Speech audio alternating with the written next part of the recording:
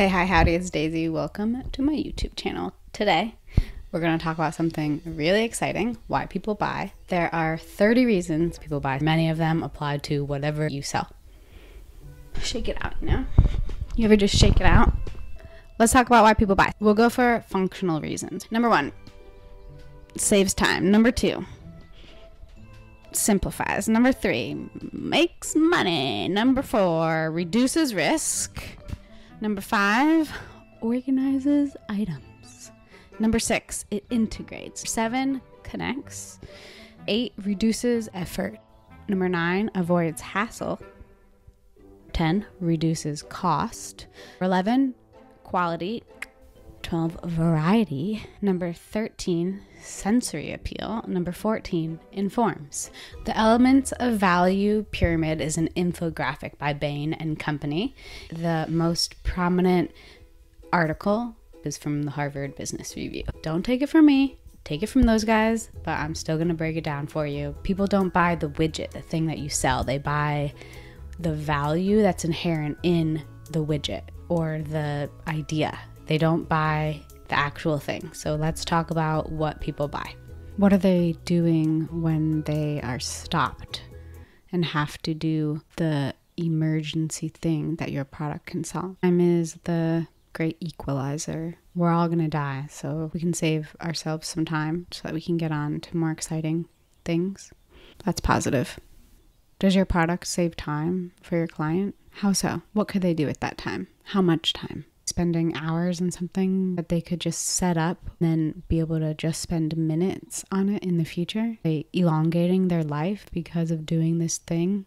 Saving time is one of the ways people value your products. Another, avoiding hassles. Hassles usually take up time. If you can help someone avoid a hassle, you're likely saving them time. Reducing effort, all in the same boat right there. If something takes a lot of effort, that's a hassle.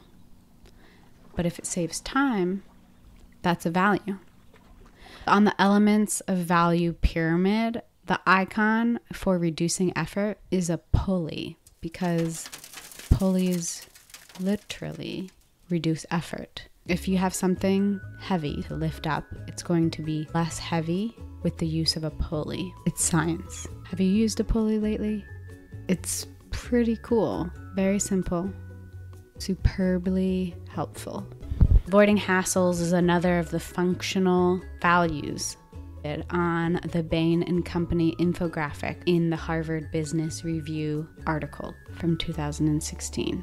The icon is an arrow. In one color, the dark color, the arrow gets all jumbled up like a knot. And in the right arrow, they both meet up and go to the same place. There is a light colored arrow that just sort of goes around the hassle. Think of this as the highways on the East Coast.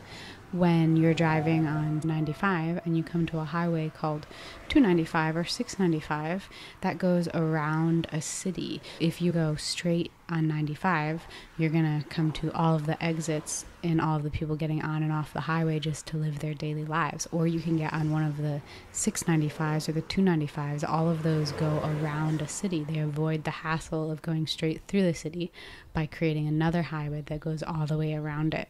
Another functional value is simplifying, and this is a reason why I love Notion.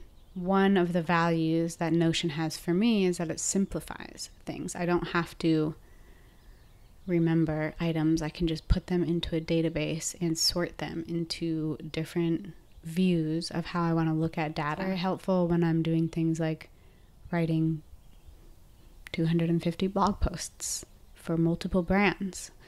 I can organize and sort them out into views where I'm looking just at each brand or at blog posts that are in progress or blog posts that are completed, published, and need to be updated. Notion simplifies the data and also reduces my effort and how much time it takes for me to sort through the information by being able to set up any different view that I want within the database. Reducing cost and making money are two sides of the same coin, and it's all based on the time constraint that we have, because as humans, a lot of us get caught up in trading our time for money when we could be providing value in a different way, which is what entrepreneurship is about, especially in the information age where we all have too much information and there's too much to go through. We have to reduce the effort of going through all of the information for our fellow humans and allow them to move forward and save time and avoid the hassle of learning everything by providing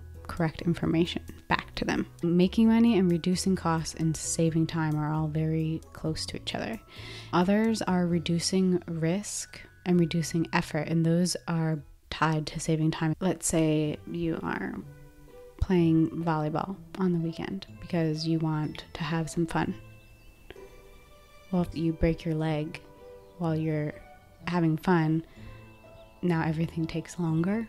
Reducing risk is one way to save time because what you're risking is the time it takes to heal. Organizing and simplifying, very similar. The minimalism thing comes from these: simplifying and organizing and saving time. If you have less items to organize, it's simpler and you don't have to spend so much time going through them. Quality is also going to save you time because if something's not made correctly, you're going to be spending your own time to fix it or to make it better. If you had spent twice as much money on something that was higher quality and lasted 3 times as long, then your effort is reduced. You have more time to do other activities. Variety and sensory appeal are also functional values. Let's go with Christmas lights. Not everyone wants the exact same decorations that would serve a purpose, like reducing risk by making the neighborhood brighter, as opposed to the nostalgia and aesthetic appeal of Christmas lights at Christmas time. If there's only one variety available, it wouldn't be nostalgic. It wouldn't be about providing joy. It would be about providing safety. Sensory appeal. When things are pleasing to the eye, that is a value. People enjoy being somewhere that feels nice, as opposed to sitting on a bumpy rock. People would rather sit on a smooth rock or a chair or a couch. Informing is another element of value. The news informs us, sort of. People spend their time looking for news that paints an actual picture instead of just a facade, because being informed is value. It helps reduce your own risk. It helps us get towards the top of the pyramid, self-transcendence, when we can help other humans. If we are informed of the problems, that's the first step to being able to help solve the problems for other people, which is at the top of the pyramid, self-transcendence, when you're doing something not just for you and your own, but beyond you, and you're able to radiate out at the top because you've already solved your own mishaps and now you're able to assist others. Which elements of value do your clients get from you? What does your product or service do for them? There's 30, and you likely fit into the bottom 12. Which of those are best for your company to emphasize regarding your products and services? I didn't make it up. Bain & Company didn't even make it up. They found the information from what was a survey of their clients. These are the elements that people actually purchased for. Let's do those again. Connecting, integrating, organizing, reducing risk, making money, simplification, saving time, reducing effort, avoiding hassles, reducing cost, quality, variety, sensory appeal, inform. Those are the functional reasons why people buy your stuff. It's not what was marketed to them. It's the reasoning behind the buy. Know which of these your company can provide for your clients. That's how you provide the most amount of value in this world, is by helping people. Which of these functional values does your product help solve for your people? Mention it in the comments. See you next time.